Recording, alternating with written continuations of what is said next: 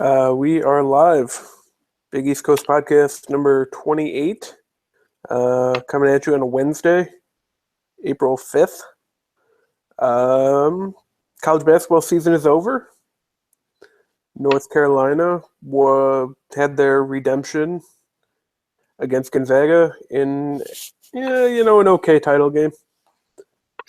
Compared to last year, not really as good compared to. I don't really remember Duke, Wisconsin too much, so I guess Gonzaga, North Carolina was along those lines. Duke, Wisconsin was pretty entertaining. It came down to one of the final possessions. It was a pretty tight one from what I remember. I shouldn't hate on this title game because it was close till the last 30 seconds. Yeah, but close doesn't necessarily mean good. This wasn't a good title game. Duke mostly took over that game, and at least they shot the ball well. At least Wisconsin shot the ball well. Yeah, it wasn't going to be as good as last year, obviously. No. But this was the worst title game since Butler UConn. But that's mostly because we've been blessed with some pretty good title games in the past few years. Yeah, Kentucky Kansas was all right. Michigan Louisville was very, very good. Yeah. Last year obviously was quite good. I don't really remember much of UConn Kentucky, so I guess that was pretty forgettable. But I don't think it was as miserable as this game was. No, but both teams couldn't shoot the ball well, and the officials kind of took over, which was unfortunate. Yeah. And we've had this run of just great sports championships from last year's championship game, everything except for the Stanley Cup through really don't say it Monday night. Say it. So yeah, it was a little different, but the rest took over. Congratulations to North Carolina, all that. Yep. All right, so switching back to the Big East now here. Monday was also a pretty big day for the conference. Georgetown hired Patrick Ewing officially, and we'll get into it later with the questions. But all things considered, probably their best possible hire. Depending on other factors, but if you take everything into consideration, I don't know how much better they could have done than Patrick Ewing. If you look at it in terms of, they wanted Mike Bray or Chris Mack or Shaka Smart, I don't know how realistic that was. Yeah. So, if you take everything into account, I think Patrick Ewing is definitely a solid hire. Yeah, 100%. It was the hire that I said would be my dream hire. So dreams can come true, folks. There's a lot of people out there that are saying, "Oh, this was one of their last resorts or whatever." But this could turn out pretty well for them. We don't know how Ewing's going to fare as a recruiter. We don't know how he's going to fare as a head coach, but he has coaching experience. He's been on NBA staffs. The NBA is a little bit of a different, animal than college basketball is. But he's been on NBA staff since he retired, which I didn't realize. Yeah, he has. So realistically, the fact that he's been coaching for 15 some odd years is a good thing. How he projects as a college coach is another animal, but we'll find out. There's certainly no reason to believe that he can't, but there's obviously a few uncertainties here, but that comes with the territory. Yeah, and I think when you're looking for a new coach, a big part of it is getting the fans back too, and Patrick Ewing's going to do that. He's the best player in Georgetown history. Now you probably have the two best players in Big East history coaching in the conference. It's big for Georgetown. It's big for the conference. And obviously he needs to put together the staff like Chris Mullen did. But, I think you could do worse. I think he's better than, a guy like Tommy Amaker, who's, had success, but really doesn't jump off the page at you. I mean, Tommy Amaker's done well at Harvard, and it's not exactly the easiest place to win, but considering he was terrible at Michigan. Yeah, he was pretty bleh at Michigan. At Seton Hall, he was iffy. So yeah, I mean, obviously Georgetown's closer to a Michigan or Seton Hall than Harvard. I mean, yeah. Now, granted, it's an accomplishment to do what he's done at Harvard, but you wonder how he would fare at a job, on the main D1 level. Yeah, exactly. Coached at that level and hasn't exactly, done too well. And Patrick Ewing obviously has work to do right away. Rodney Pryor's gone. LJ Peak's going to the NBA. Tremont Waters decommitted during the Big East tournament. There are still good recruits out there. A lot of them, actually. I mean, we just saw – I think this is the latest that I can remember that you had this many, top 25 or top 30 guys out there. With, obviously Michael Porter's situation is dictating a lot of the other top guys. Mm-hmm. But, Trayvon Duval not committing is kind of dictating the rest of the top point guards. The new draft rules come into it. So, it's not like, hiring a coach and not giving them, quote unquote, the full offseason is as bad as it used to be because everything's kind of been pushed back. Exactly. But, I mean, I don't know necessarily if he's going to make a splash right away. You got to just wait and see. Because Georgetown's roster next year, you got guys like Jesse Govan and Marcus Derrickson, but other than that, it's pretty thin. I mean, it's not quite what Chris Mullin took over at St. John's, but they're going to have some work to do. I think it'll be an interesting litmus test considering that Mullin had no coaching experience whatsoever and then jumped into a situation like that where, the roster was pretty bare bones. Now Ewing, who has been a coach, gets to go into a near bare bones situation at Georgetown with, floodgates having opened, some players transferring, some leaving for the NBA in the case of LJ Peak, the roster being pretty thinned out. I think there's still talent. I don't think there's, an abundance of talent, but there's certainly players on there whose roles, can be expanded and some, potential can still be accentuated in the case of like Marcus Derrickson or Jesse Govan. And those are just two guys, yeah, but I think that they can still be, quality players. And I think, Govan being around Patrick Ewing is certainly going to help him a lot. Yeah. Yeah, and, actually something that I kind of just put together here looking at Georgetown's verbal commits page, Patrick Ewing's hiring has to help Georgetown in getting, a guy like Sharif O'Neal with Patrick Ewing's ties to Shaq. Or, I mean, these NBA guys that Ewing played with are starting to have kids that are, rising up in the ranks. And that's going to be help too. Yeah, exactly. So, it's going to be interesting to see how it plays out. Obviously, they got, I think, 5 spots on the roster next year. They're going to fill them out. It's just a matter of, how they do it. I don't even necessarily know. I know someone asked us if they're necessarily 100% out on Waters. I thought the rule was he has to meet with Ewing before, unless he didn't sign. Yeah. I don't know if he ever signed a letter of intent, which then wouldn't have to meet with Ewing. But I think he did ask for a release, but I don't remember if it was from just like his, Yeah.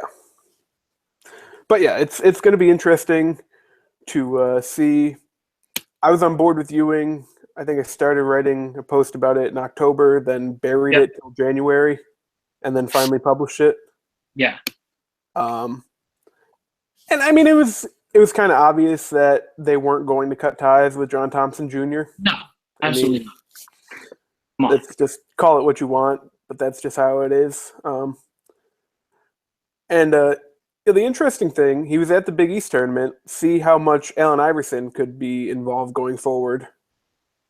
Yeah, I agree with that notion. If at all. I mean, but obviously he's got ties to Ewing and John Thompson Jr. So it will be interesting. It's going to be very interesting to watch. I didn't really catch Ewing's press conference today, aside from the fact that his son can't be on his staff because Georgetown has a nepotism clause, which we're not going to talk about that. Leave your jokes at the door. But yeah, yeah. So I'm excited to watch Georgetown.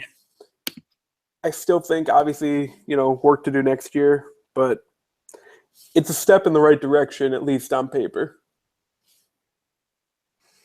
So that'll be good. Really, this is the first year that I can remember that I don't know if there was really a head-scratching hire amongst main jobs. I mean, Mike Hopkins to Washington was a surprise, but he's from out there, and, it doesn't seem like Boeheim is ready to leave, so it makes sense then. I think Will Wade to LSU is interesting in that it might be lateral, but other than that, I mean, Indiana knocked it out of the park when we all thought that they were going to screw it up. Depending on your thoughts on Anthony Grant to Dayton. Yeah, that one's weird. Dayton, we talked about this with a few other people. Dayton might just, be content with getting a guy who they know is not going to leave. Yeah. I guess if you want to play that risk, you can, but, I mean. Yeah. Yeah. Yeah, so, I mean, now we kind of turn to waiting and seeing who stays in the draft and who doesn't. Yep. Obviously, Edmund Sumner won't be back. I don't think that will impact Xavier as much as it probably would have. Quentin Gooden was – I thought he had a very good year considering he was thrown into it. Yeah, I mean, he'll certainly benefit from, a full offseason with the team. Certainly the sky's the limit for him. Played very well given the circumstances. He'll have Paul Scruggs backing him up, four-star point guard from, I believe, Indianapolis. Mm-hmm. So Xavier's point guard situation, while they won't have a talented guy like Edmund Sumner around, it's still going to be good. So Xavier's team that, they're still going to make plenty of noise. Yeah. And if they get blew it back, then, Which I think they will. I think all the guys that have declared for the draft so far. Can you not do that right now? It's my dog. I think all the guys that have declared for the draft so far that haven't hired an agent, like Blewett and Angel Delgado, I think they will come back. Yeah. Justin Patton is the one that is really kind of surprising that he hasn't announced yet. Yeah. Everyone thought he was going to go, and, But Creighton does have the backup, I think, in place for him. They got that Australian center a couple weeks back. You wonder maybe is he waiting to see what Brian Bowen does? Yeah, and I mean, if you get Justin Patton and Brian Bowen on a team with Marcus Foster next year, that's pretty good. That's going to be a good team. Yeah. So, and I mean, we'll talk about next year in some point in the next few weeks, because next year is very exciting for pretty much every team. There's something to be excited for. So yeah, now if we just wanted to, do we have anything else that happened the last couple weeks? Marquette got a commit. Yeah, they're building a really nice class. They lost Dwayne Wilson, and they're really filling the void. Yep. Greg Elliott, who committed to Marquette over the likes of Providence as well as Michigan State too. So Wojo certainly, he's stretching his hands out to Michigan. Yeah, they were in on that other kid that he ended up going to Michigan State, but whose name escapes me right now. Hold on, let's see, Michigan State next year.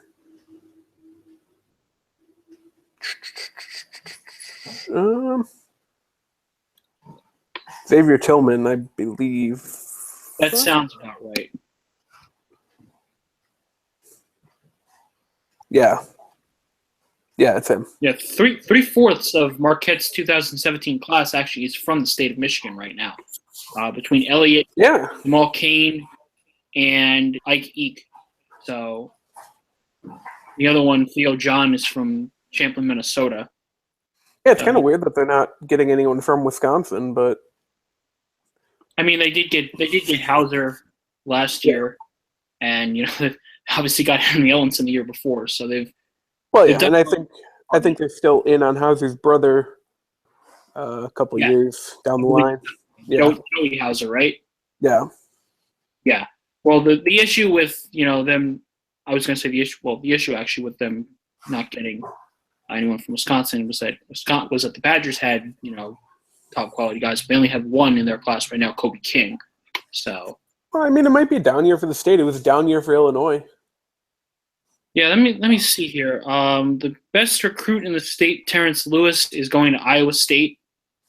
So, yeah, I mean, there's only 5 guys listed right now from Wisconsin in 2017. So, it might be. And I think if you look at Illinois, it would probably be Jeremiah Tillman, and then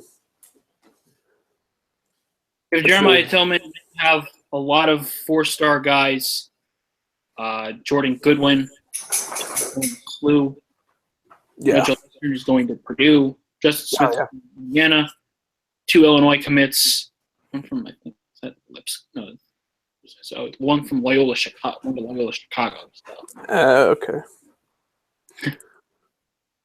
Yeah. So. Yeah, it might just be a little bit of a down year for the state, but yeah, interesting tidbit there that Marquette's getting reach out in nearby Michigan, which solid choice for them. So. Yeah, I mean, basketball's always been, really solid in the Detroit area, and I think Indiana is becoming another one of those hotbeds where it's not the area you would think. It's more, La Lumiere, which is actually it's in Indianapolis, I believe, but yes. It's one of those schools that's kind of come on the map of late. Yeah, so what else? Oh, yeah, we could talk about the Bovada release their odds for the title next year already. Yep. Villanova is the highest Big East team at 14-1. And then you got Butler at 28-1. Indiana is actually higher than Butler, which is interesting. Name brand. Yeah. UCLA is higher than Butler as well, despite all their losing. Name brand again. It's all about the brands, man. I'm kind of surprised that Butler's where they're at 28-1. I figured they'd be a little lower. Well, they're returning, Keelan and Kamar Baldwin and bringing in a decent class. Still, it's Vegas loves their names, man. They love their brands. They will always push them up. I mean, Michigan's at 20-1 right now. Yeah. Oklahoma, who this past year went what? They were bad. Like 14-18. Yeah, they were 11. No, they were 11-20. Wow. They were 11-20, and they're 33-1. I mean, granted, they are getting Trae Young, so that's probably not time, but maybe until Michael Porter poaches him. But yeah, I mean that's pretty wild.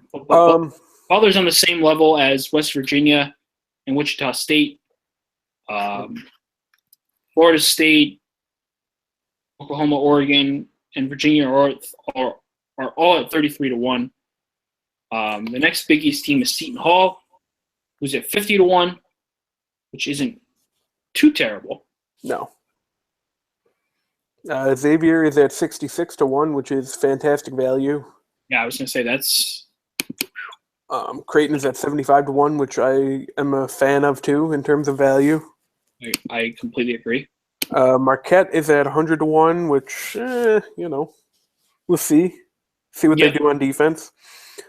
Georgetown and Providence are at 150-1. Georgetown might be another one of those name brand things. Mm-hmm. And then I believe we don't have any more Big East teams on here. No. Nope. Providence is at 150-1. Yeah, with Georgetown. Yeah, and that's it. DePaul and St. John's obviously do not have odds. You cannot bet on them. Yes, even though you can bet on Mount St. Mary's. You can, which is interesting. Actually, going into the year last year, Bovada didn't have Creighton listed, which I don't know if it was. I don't know what that was about. Neither do I. It was weird. Yeah, so those are your odds. Some value there. So long as you live in a state where gambling is allowed. Yes, exactly. What else? This is what else happened? Something happened today. It's been a pretty quiet, week in the Big East, so. Wow. Looked away and the Twins scored like 6 runs. Yeah, no, Eduardo Escobar just hit a 3-run homer. Royals bullpen is bad. Yep. I mean, they were so good for so long, you can't really sustain that. So. Yeah. Let's see. Oh, do we want to talk about the really bad Georgetown take on First Take yesterday? I mean, it's not surprising. It was bad. No one does their homework. Oh yeah. KJ Lawson, Dedrick Lawson are transferring from Memphis. They're both very good. I believe it was Dedrick that was about 21-10 last year. Yeah. And then 19.2 and 9.9. And then KJ was 12.3 and 8.1. So you got some players there. Yep. The transfer wire is, it's growing a little bit. Chase Jeter's there. Because apparently a lot of these 5-star guys don't realize that it's not fun to go sit at Duke and not play. Yep. What else happened? I don't think much. I feel like we're just kind of tying up loose ends here. Villanova plays Gonzaga at the Garden next year. I forgot about that until Monday night. Yep. That'll be fun, even though Gonzaga is losing Karnowski and maybe Zach Collins, but they'll still be good. And Nigel Williams-Goss, I think. Yeah. Also, Butler and Georgetown might meet up with Gonzaga or North Carolina or Duke or Kentucky or Oregon. Not Nigel Williams-Goss, by the way. He's a junior. So. Oh, yeah. But, PK80 is going to be fun. Yes. Creighton will play one of Baylor, or actually 2 of Baylor, UCLA, and Wisconsin. Mm-hmm. So everyone's really testing themselves next year. Yeah, it should be fun. I know the early bracket had Xavier as a 7 or an 8, and you didn't really like that because they're testing themselves pretty big. Yeah, I mean, it is what it is. I feel like bracketology has kind of fallen off the rails this year. So. Yeah, we're going to talk about the early bracket, and then it's just, DePaul plays Notre Dame next year to open the new arena. That should be fun. It should be fun. New arena should be pretty cool. Looking forward to checking it out. Yep. I think we have questions, so we should probably. Yes. I know we had one about Butler starting 5 next year from Joe Perrin, which I'm going to get to right now because it was a couple weeks ago, and I was going to save it for the next podcast. That's now. So Butler starting 5 next year. Baldwin, and I can't even say Keelan's going to be in it because for whatever reason, he is better off the bench. Yep. So, I think you're going to have Kamar Baldwin. I would imagine maybe Paul Jorgensen's going to play point guard. It's kind of why they brought him in and redshirted him this year. Just because I know you got Gerald Butler coming in, but I don't necessarily think that he's going to be ready to start. So it'll probably be the guy that was around for a year and redshirted. And then it gets interesting when you get to the forward positions, I think, because there's a lot of versatility here. I mean, you got Cooper Neese coming in, who had a really good senior season. Kyle Young's pretty good. You have to imagine Joey Brunk will be in the fold next year. So, you got 3 positions for 4 or 5 of Martin Weidman, Nate Fowler could be a guy that's in there. Joey Brunk, like I said, Nice, Kyle Young. So, yeah, I mean the big 3 positions are really going to be interesting to see what Chris Holtmann does and what works and what he sticks with. Mm-hmm. Yeah. So, do you have anything to add there, or? No, I mean you pretty much covered it. So. I think it'll be tough to replace a guy like Andrew Schrabis, but we said that about Roosevelt Jones too, and then Schrabis did it. So, yep. It's just kind of how they do things there. Let's see. Getting back to the other questions here. I'm trying to find them. Yeah, they should be in there. I don't know. Carried over the past few days. Well, we like a lot of things. When did you send out the tweet? I think it was because it was originally going to be yesterday that we podcasted, so I think it was like right after the Patrick Ewing stuff, maybe. Let's see.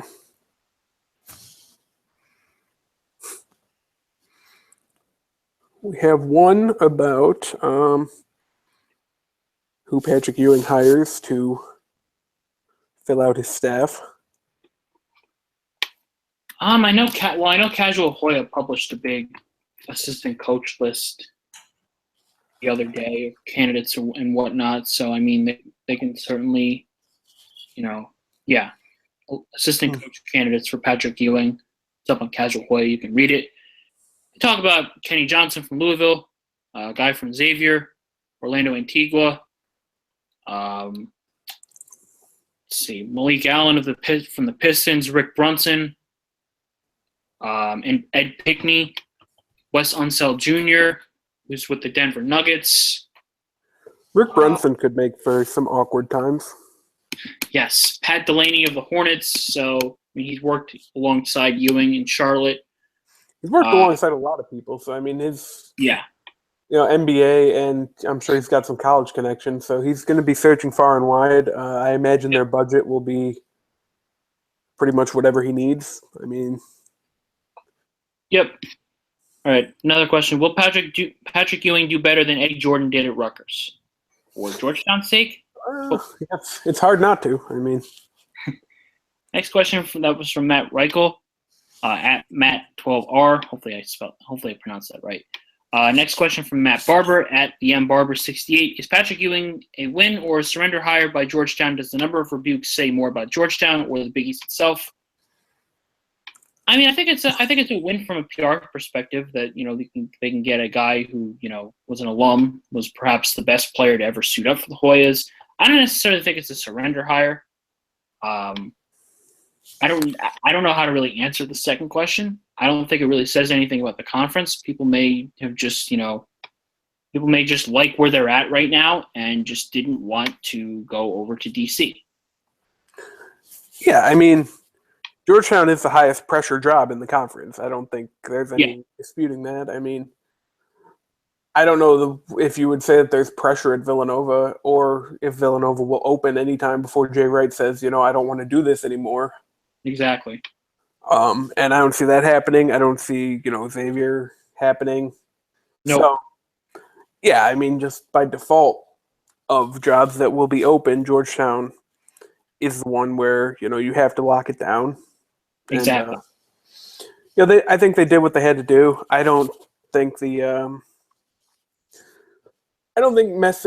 a guy like Mike Bray who, the only reason Mike Bray was tied to LSU in the first place and is because he's from Louisiana. Exactly, yeah. I mean, I don't think he ever had any desire to leave, but, if you're a school in Louisiana, you make the call. I mean, that's how coaching searches work. You search far and wide. So. All right, no, next question. Yeah. Matt Fonts, at Fonts or Nothing. Mets, Cubs, NLCS? I don't know, man. The Nationals look pretty good.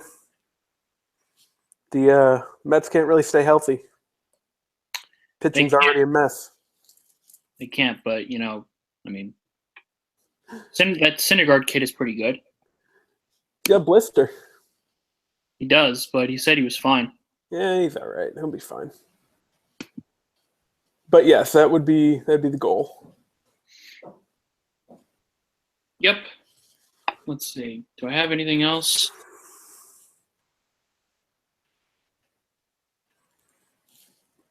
There's another one about what does it say about Georgetown? They couldn't lure a high-profile college coach. And again, I mean, the examples given were Mike Bray, who we talked about, and Chris Mack, who you're not going to get a guy to go from his alma mater to another school in the same conference, no matter how much money you give him. Exactly. That's just not feasible.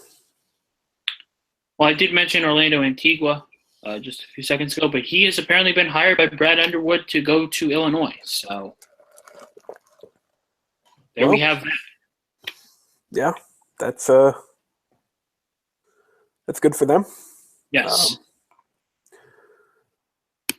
The important thing is the Big East now has 2 schools with people around that have been in Space Jam, and yep. Yeah, I think that should continue. I think someone should call Sean Bradley. I think someone should call Muggsy Bogues. Yep. The more Space Jam, the better. Also, Patrick Ewing was in a great Snickers commercial one time. Yes, he was. And Charles Barkley's daughter is going to Villanova. So technically, ties are there for 3. There we go, yeah. Yes. Also, I like Patrick Ewing. He was one of the Knicks players that was actually really tolerable in the 90s. Like, if Georgetown hired John Starks, I would be not talking about them. Yeah. But, Jordan certainly has a fair share of dunking on Ewing and everyone else. So Scottie Pippen's best career moment was dunking on Ewing. Yep. Yes, good times. What else happened? I think we're done with questions, but yeah. We are done with questions. Our pal Joseph Nardone wants Big East coaches tag teams. Oh, that should be fun. Well, I think right away you do Mullen Ewing. I mean, that's just natural, and that's your favorite in this little tournament. Yeah, it's the favorite in the tournament, and also the team that could dissolve itself by the end. And if you want to do more of a cruiserweight type of thing, you go Chris Mack and Wojo. Yes. All right, so then you're left with Well, you could also pair. How tall is Greg McDermott? Oh man, like 7 feet. Well, you could pair Greg McDermott with Patrick Ewing, and that's true too. There. I think a Chris Mack, Kevin Willard tandem could be like a Basham Brothers type of thing going on. Yes. Yes, absolutely. You go Ed Cooley as your comedy guy and Dave Lato as your serious guy. Yep. It's kind of hard to find a natural pairing for Chris Holtman. I'm going to be honest with you. It is. Someone's got to be paired up with Jay Wright, though. So. True. You go Jay Wright and you go Ed Cooley and Jay Wright just because you got the sweater vest and the really nice suit. Yep. This is fantastic. We should do this more often. We should.